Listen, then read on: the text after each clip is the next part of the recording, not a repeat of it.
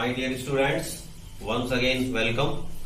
हम लोग pair of linear equations in two variable chapter को कर रहे हैं और अभी एक्सरसाइज 3.4 के कुछ क्वेश्चंस को लेकर के हम फिर आए हुए हैं और देखते हैं इन क्वेश्चन में वही प्रॉब्लम है, वर्ड प्रॉब्लम है। तो वर्ड प्रॉब्लम की जो सबसे बड़ी दिक्कत है, सबसे बड़ी प्रॉब्लम वो यही है कि उन वर्ड्स प्रॉब्लम को हम कैसे कन्वर्ट करें इन इक्वेशन फॉर्म। जैसे हम इक्वेशन फॉर्म में कन्वर्ट करते हैं तो फिर हमारे साथ बहुत सारे ऑप्शंस खुल जाते हैं।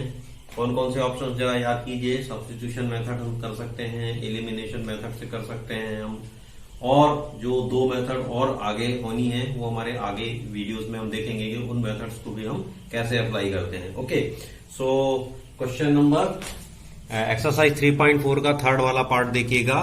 The sum of two digit number is 9, also 9 times this number is twice the number obtained by reversing the order of the digit. Find the numbers. ये जो क्वेश्चन है इसको समझने की कोशिश करते हैं। टू डिजिट नंबर का मतलब क्या हुआ? टू डिजिट नंबर का मतलब ये हुआ कि अगर हम प्लेस वैल्यू, जो नंबर में प्लेस वैल्यू पढ़ते हैं, तो क्या होना चाहिए? एक टेंस पोजीशन में नंबर होगा और एक यूनिट पोजीशन में नंबर होगा, है ना।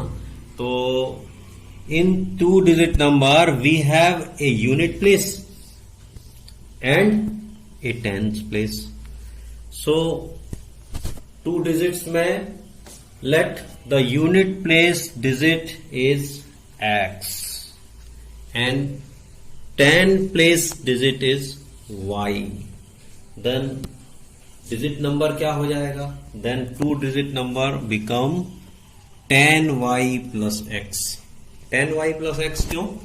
क्योंकि हम ये जानते हैं, जैसे सपोज फॉर एग्जांपल 24 कोई नंबर है, तो 24 नंबर को अगर हम अलग अलग करेंगे तो क्या हो जाएगा?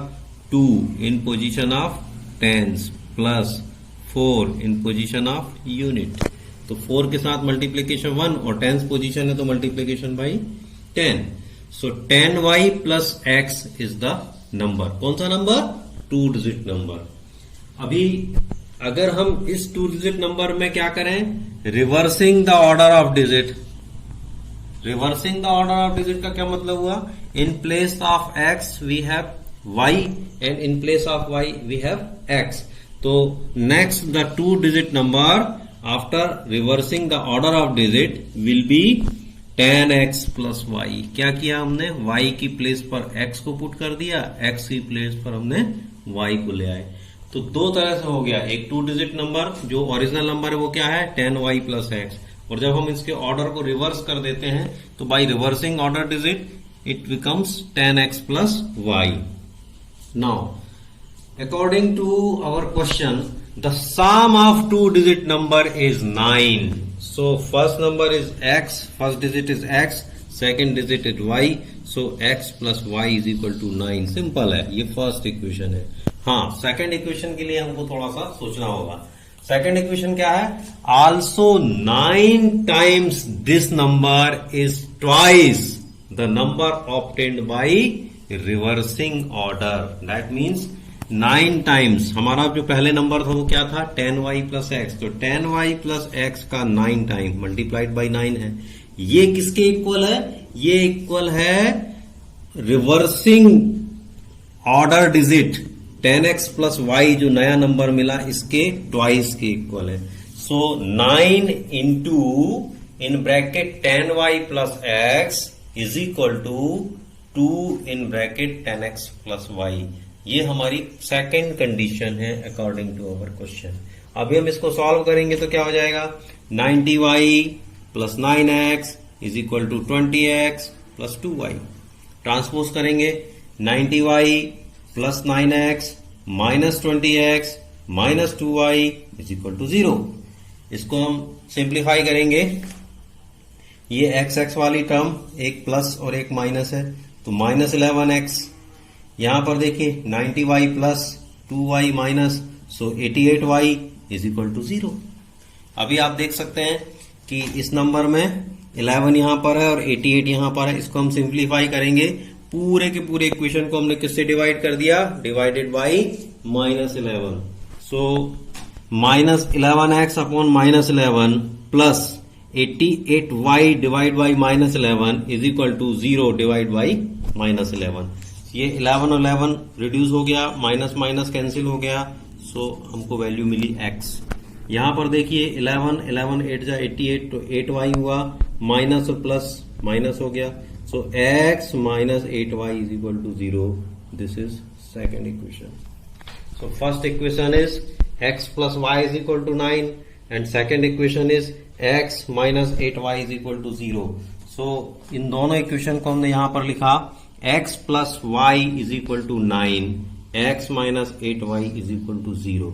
अभी हम इसमें क्या कर सकते हैं, अभी हम इसमें जो काम करेंगे वो हम आपको होमवर्क में दे रहे हैं। आपको बता देते हैं क्या करना होगा। इसमें हमको एलिमिनेशन मेथड लगानी है, उससे x रिड्यूस हो जाएगा, x एलिमिनेट हो जाएगा और हमको केवल y की टर्म मिलेगी। और उस y की वैल्यू क्या मिलेगी, जरा आप चेक कीजिएगा, y की वैल्यू 1 आना चाहिए।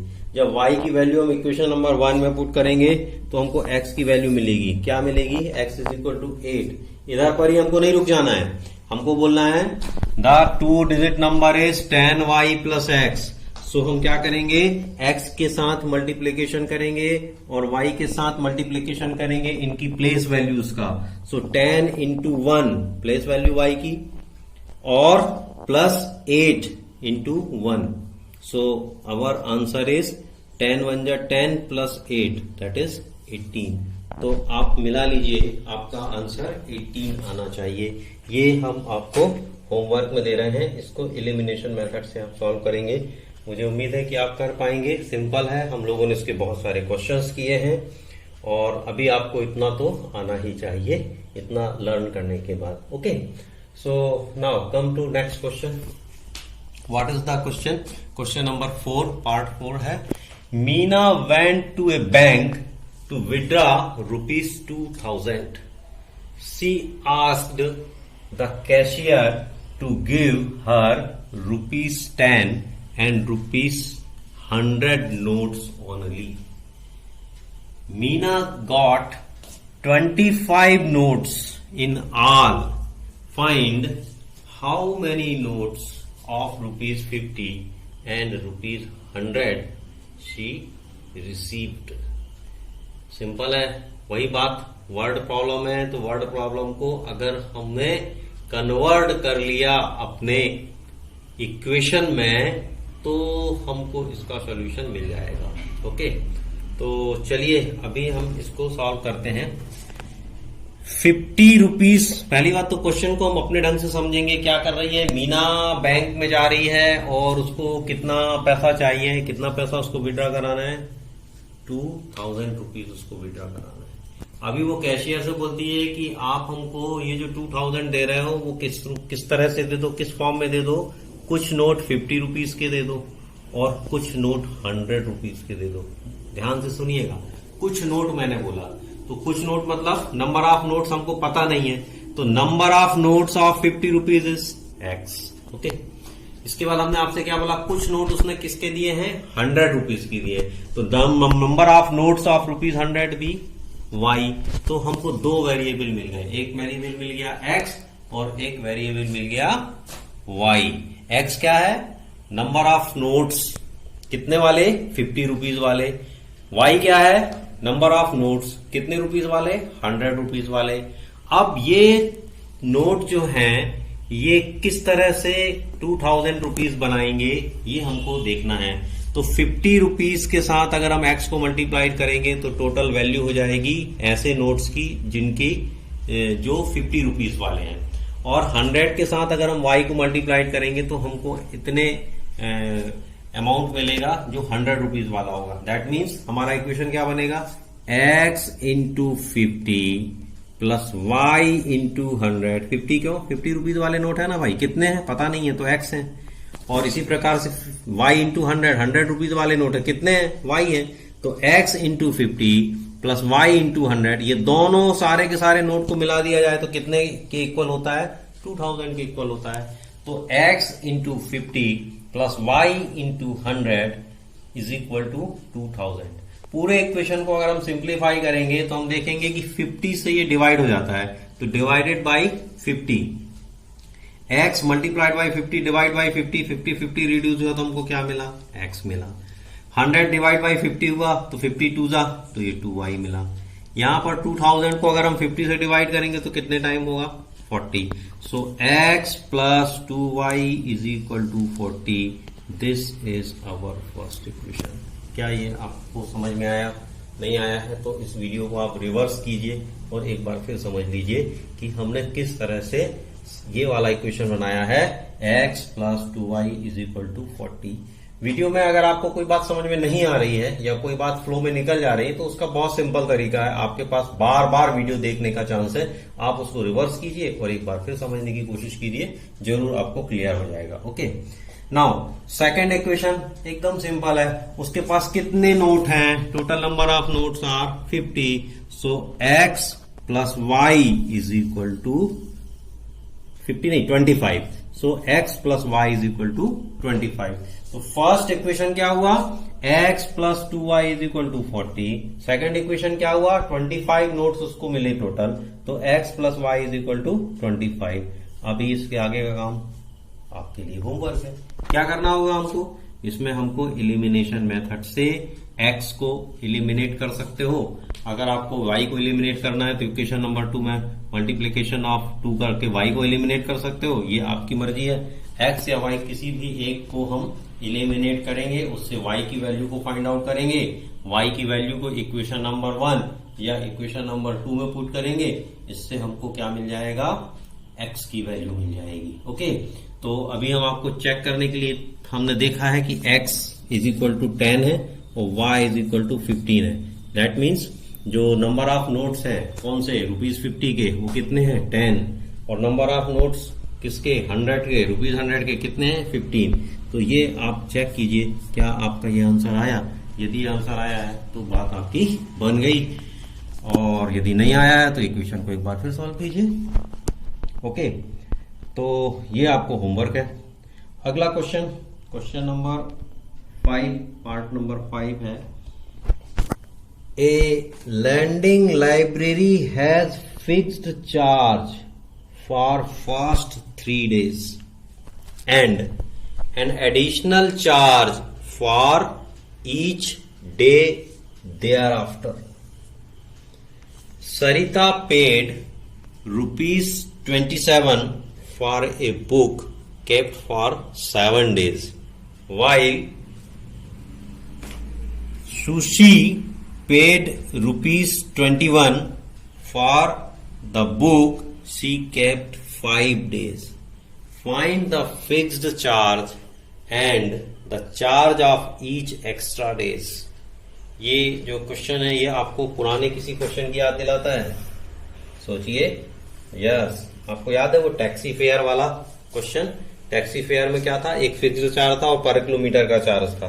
इसी तरह यहां पर क्या हो रहा है, एक लाइब्रेरी है, उस लाइब्रेरी में फर्स्ट 3 days के लिए फिक्स चार्ज है, और उसके बाद आप जितने दिन ज्यादा एक्स्ट्रा बुक आप अपने घर पर रखेंगे उसका आपको एक्स्ट्रा चार्ज देना पड़ेगा। तो एक चार्ज फिक्स्ड चार्ज है और एक चार्ज कैसा चार्ज है, एडिशनल चार्ज है। तो अभी हमको क्या करना पड़ेगा, फिर हमको 2 वेरिएबल मिल गए। एक वेरिएबल हमने बनाया, let the fixed charge be ₹x, okay, और एडिशनल चार्ज बी ₹y। तो हमको 2 वेरिएबल मिल गए, x और y। अब अगला काम क्या होगा, वही जो हम वर्ड प्रॉब्लम के लिए करते हैं, इक्वेशन बनाना। ओके, तो पहले सरिता का केस देखते हैं। सरिता ने क्या किया, सरिता ने ₹27 पेड किया हुआ है। क्यों पेड किया हुआ है, क्योंकि उसने उस बुक को कितने डेज रखा था, 7 days रखा था। तो इस 7 days में से फर्स्ट 3 days तो फिक्स्ड चार्ज वाले हैं, तो x हो गया, ये फिक्स्ड चार्ज हो गया। इसके बाद 7 days में से 3 days को हम सब्ट्रैक्ट करेंगे तो बचेंगे हमारे पास कितने, 4 days। तो 4 into y, तो x plus 4 into y is equal to 27। और दूसरा सूजी का क्या केस है, सूजी का केस है 21 रुपीज उसको पेमेंट करना है 5 days का। तो 5 days में से पहले 3 days तो x वाले हो गए, तो x प्लस 5 days में से 3 days को सब्ट्रैक्ट किया तो 2 डेज हुआ, तो x plus 2y is equal to 21। तो हमको दो इक्वेशन मिल गए, x plus 4y is equal to 27, x plus 2y is equal to 21।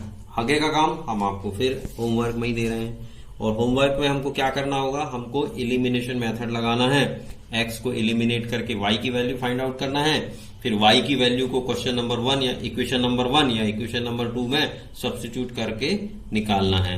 तो आप चेक कीजिए, आपका आंसर आना चाहिए x is equal to 15 and y is equal to 3।